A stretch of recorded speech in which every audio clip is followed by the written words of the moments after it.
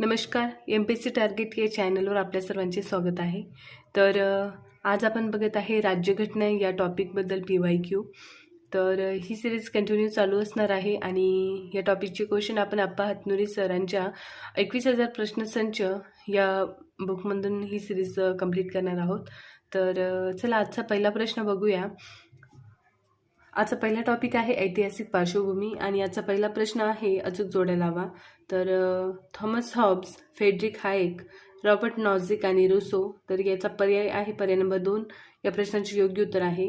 तर Thomas Hobbes हे British तत्त्वज्ञ होते. फेड्रिक हायेक हे अँग्लो ऑस्ट्रेलियन तत्त्वज्ञ होते.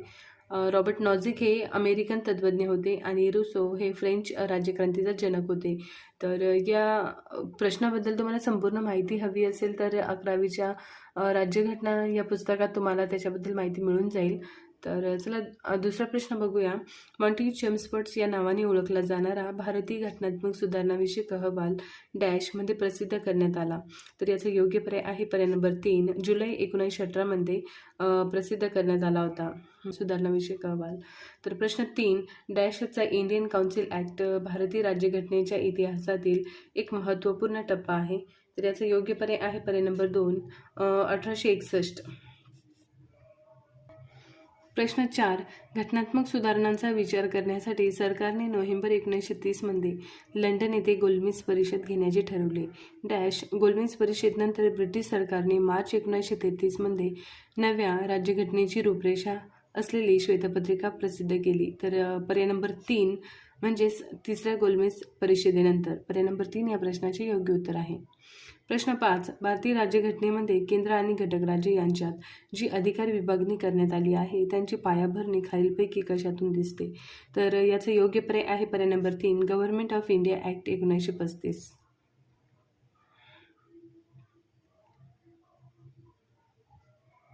प्रश्न 6. भारतीय राज्यघटनेच्या इतिहासातील डॅश हा महत्त्वाचा टप्पा आहे. तर पर्याय नंबर 2. दी इंडियन काउन्सिल ॲक्ट 1861. पर्याय नंबर 2 या प्रश्नाचे योग्य उत्तर आहे.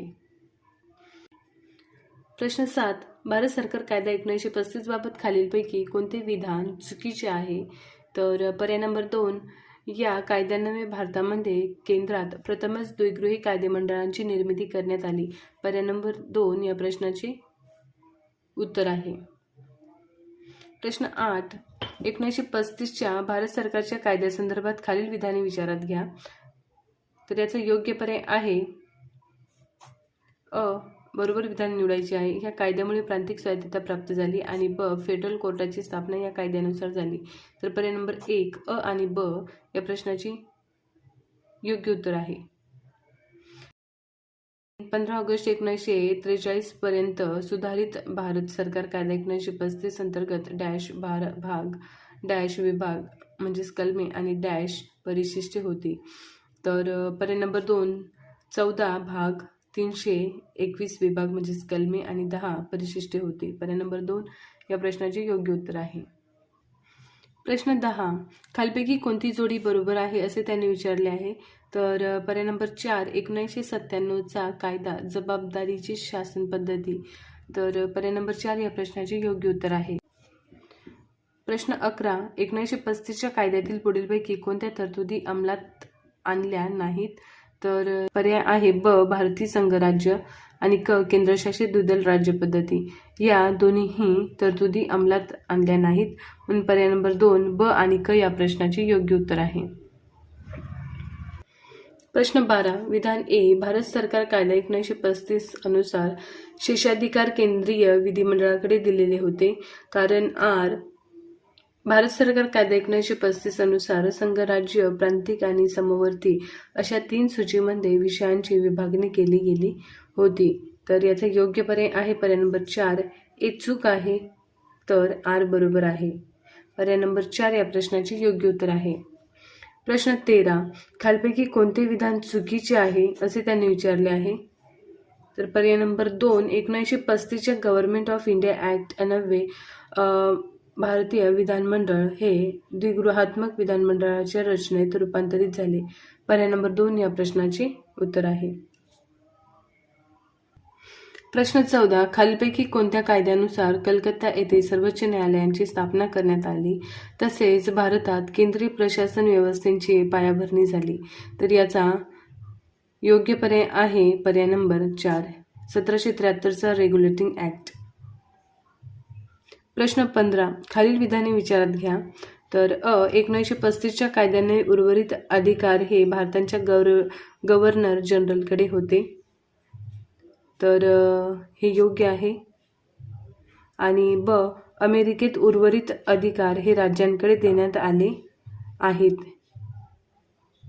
हे विधानसुद्धा योग्य आहे. म्हणून पर्याय नंबर 1 आणि या प्रश्नाचे योग्य उत्तर आहे. प्रश्न 16. गव्हर्नमेंट ऑफ इंडिया ॲक्ट 1935 मधील खालील तरतुदी विचारात घ्या. तर याचा योग्य पर्याय आहे या कायद्यान्वये केवळ मुसलमानांसाठीच नव्हे तर शीख, भारतीय, ख्रिश्चन आणि अँग्लो इंडियन यांच्यासाठी स्वतंत्र प्रतिनिधित्व प्रदान केले. योग्य आहे. आणि शेषाधिकार हे केंद्र शासनाकडे सोपवले होते. आणि या कायद्याने विधिमंडळाला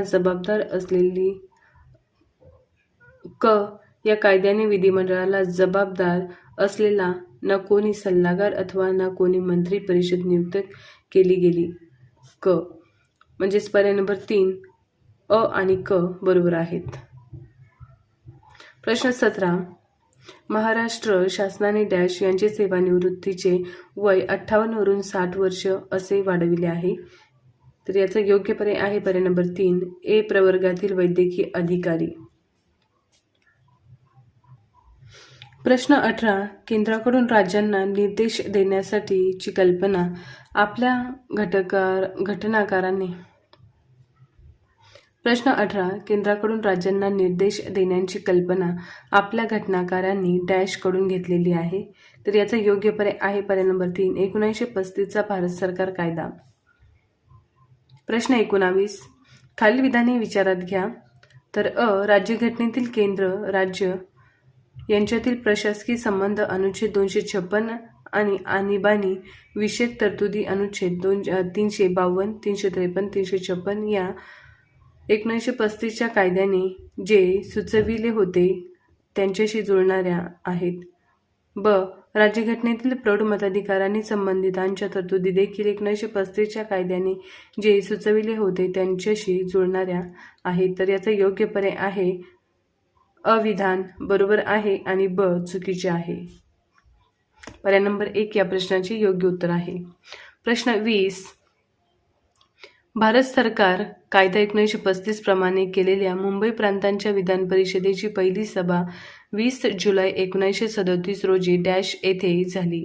तर याचा योग्य पर्याय आहे पर्याय नंबर 2 पुणे येथे. प्रश्न 21. खालीलपैकी कोणती जोडी चुकीची आहे असे त्यांनी विचारले आहे.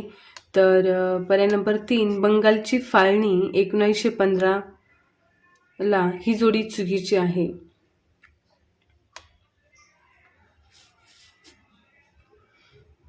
पर्याय नंबर 3 या प्रश्नाचे योग्य उत्तर आहे. प्रश्न 22. खालील विधाने पहा. 1 जानेवारी 1915 रोजी प्रजासत्ताक चीनला मान्यता देणारा भारत हा प्रथम देश होता. संयुक्त राष्ट्रसंघाच्या सुरक्षा परिषदेतील चीनच्या कायम सदस्यत्वासाठी भारताने संयुक्त राष्ट्रसंघाच्या सुरक्षा परिषदेतील चीनच्या कायम सदस्यत्वासाठी भारताने आक्षेप घेतला होता. तर कोणते विधान बरोबर आहे असे त्यांनी विचारले आहे. तर फक्त 1 जानेवारी 1950 रोजी प्रजासत्ताक चीनला मान्यता देणारा भारत हा प्रथम देश होता. पर्याय नंबर 1 या प्रश्नाचे योग्य उत्तर आहे. प्रश्न 23. भारताच्या संविधानाची तत्त्वे किंवा सिद्धांत निर्धारित करण्यासाठी 19 मे 1928 रोजी मुंबईमध्ये संपन्न सर्वपक्षीय अधिवेशनात कोणाच्या अध्यक्षतेखाली समिती गठीत करण्यात आली. तर याचा योग्य पर्याय आहे पर्याय नंबर 3 पंडित मोतीलाल नेहरू यांच्या अध्यक्षतेखाली ही समिती गठीत करण्यात आली. पर्याय नंबर 3 या प्रश्नाचे योग्य उत्तर आहे. प्रश्न 25. 1935च्या भारत सरकार कायद्यात कशाची तरतूद होती?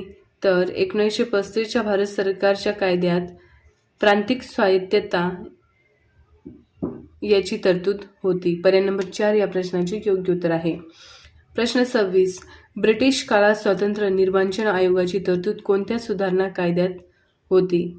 तर याचा योग्य पर्याय आहे पर्याय नंबर 3 1909 मॉर्ले मिंटो सुधारणा कायदा. प्रश्न 26. ब्रिटिश काळात स्वातंत्र्य निर्वाचन आयोगाची तरतूद कोणत्या सुधारणा कायद्यात होती? तर याचा योग्य पर्याय आहे पर्याय नंबर 3 1909 मॉर्ले मिंटो सुधारणा कायदा. पर्याय नंबर 3 या प्रश्नाचे योग्य उत्तर आहे.